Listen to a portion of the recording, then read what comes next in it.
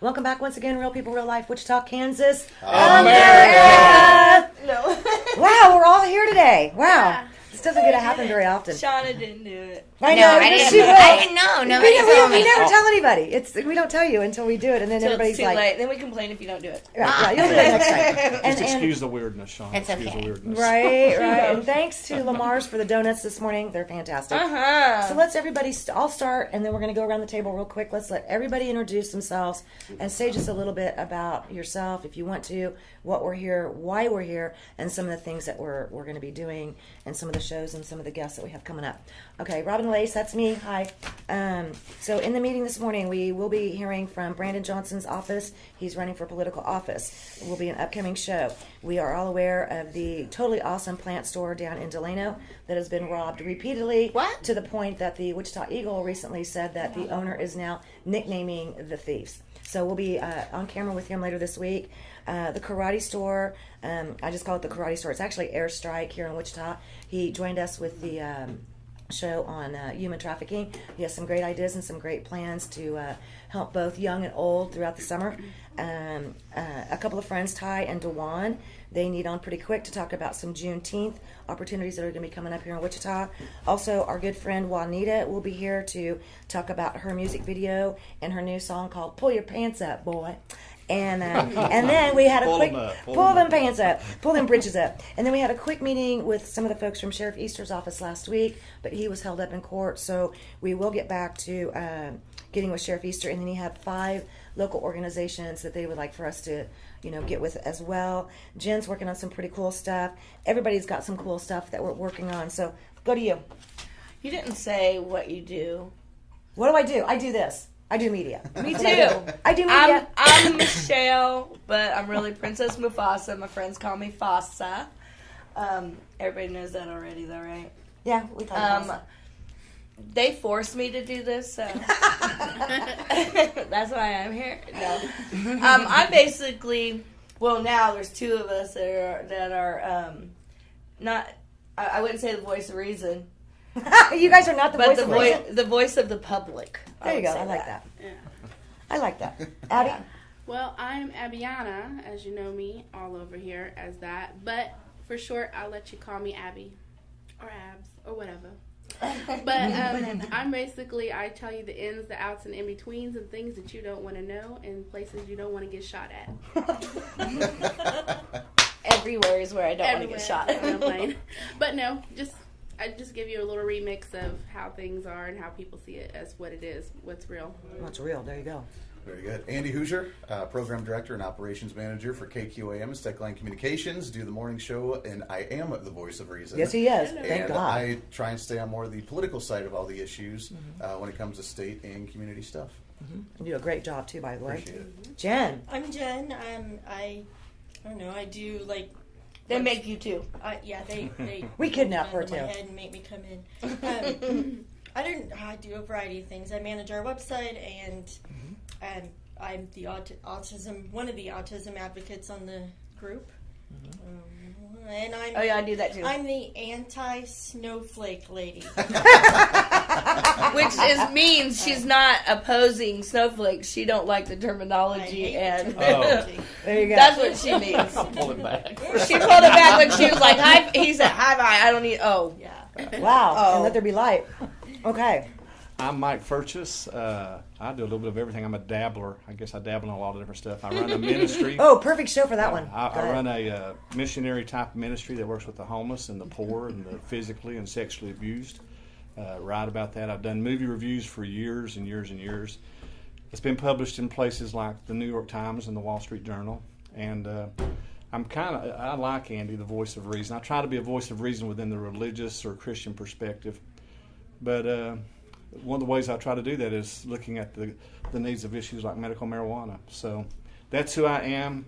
Been glad to be a friend with Robin and Keith and everybody else here. Some of you I'm just getting to know, Fossa and Andy for some time. So yeah. Yeah. We love you, Mike. Thank you. And guess who today's guest is? I'm so excited. This lady right here. Some of you might already The know her. very, very, Shauna Banda. Thank you, honey. Oh, thank you. You've had a rough couple of Thank you so much weeks. for having me. Oh, yeah, it's been a rough couple of years. Right, it's been going on 2 years. Let alone a few weeks. But yeah, so my name is Shauna Banda, and I am a mother, an author, an activist. For many years, I have been just educating people on how to heal themselves. And trying to get people to look at this plant legitimately. Right. And that has been very, very difficult.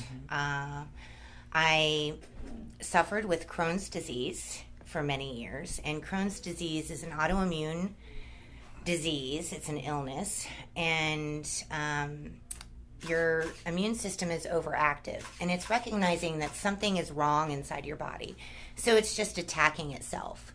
But it can't really figure it out, so it's attacking everything. Right. And that's what it does. In Crohn's disease, it can attack anything from your mouth to your anus, the entire digestive tract. When you say attack, what are the effects of that attack? It's severe inflammation, Oh. nausea, bleeding, ulcers, fistulas, surgeries, other organs failing. Does You it can make get- your white blood cell count real high and it sends in the white blood cell Yeah, count? your to T the- cell count. That's what it is. Your T cell count is absolutely Off the very charts. off the charts.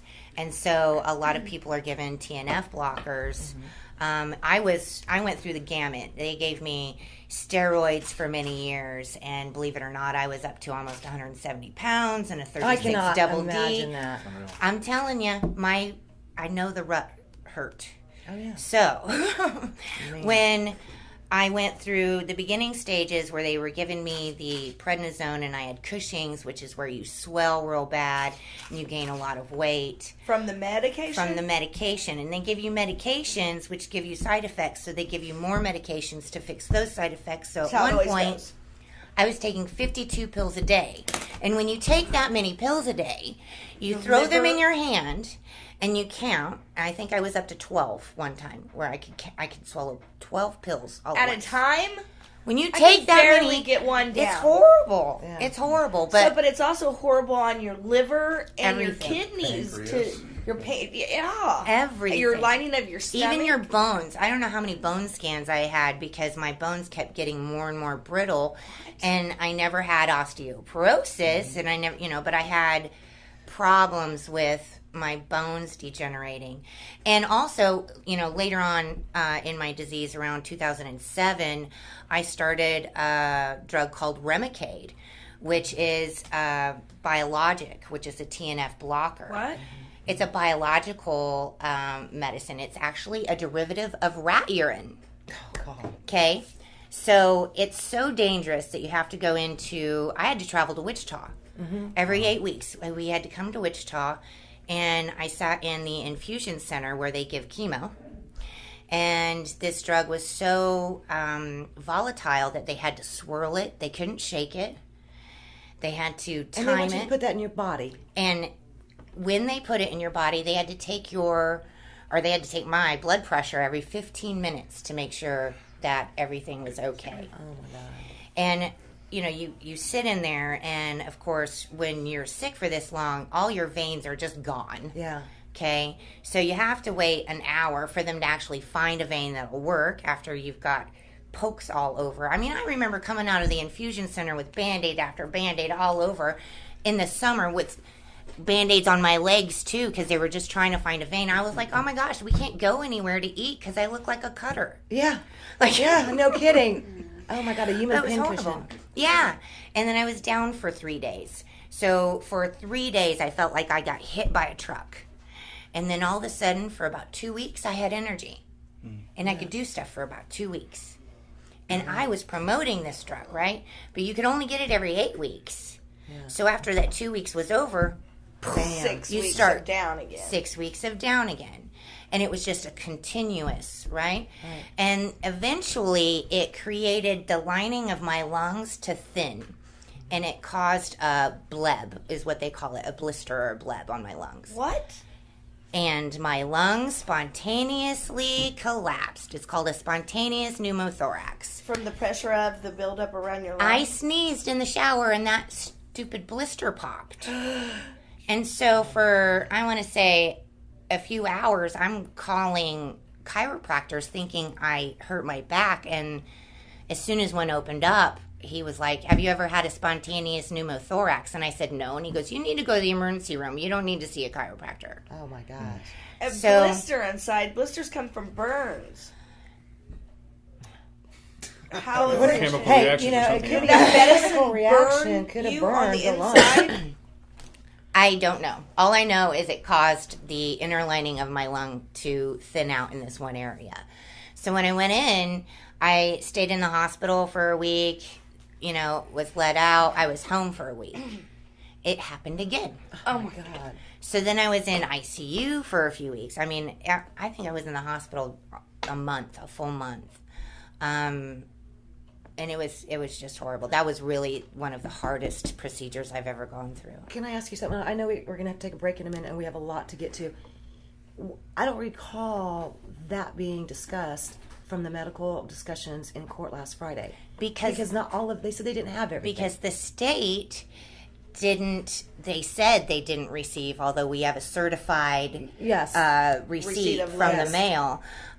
They said they did not receive. Because I grew up in Garden City, I went to the same doctor from the time I was 5 years old and the same medical clinic and used the same hospital all the way until I was dying. So all of those records are on a disc, over 5,000 pages. Right. And that So they was have to get sent- So they're through saying that. they don't have them. So the state's doctor is only going from 2012 and 2016, 2 separate hospital visits that I had in Boulder. But there's way more than that. So much more. Okay, and so in court Friday, that's when you guys, I think it was Stacy that helps with the law team, handed me that receipt and said, go call this number. It was a post office receipt, and it was mailed. It was a certified receipt. Yes, it was. They had to sign And- for it. And I did call real quick, and it was delivered to the courthouse, and it was signed.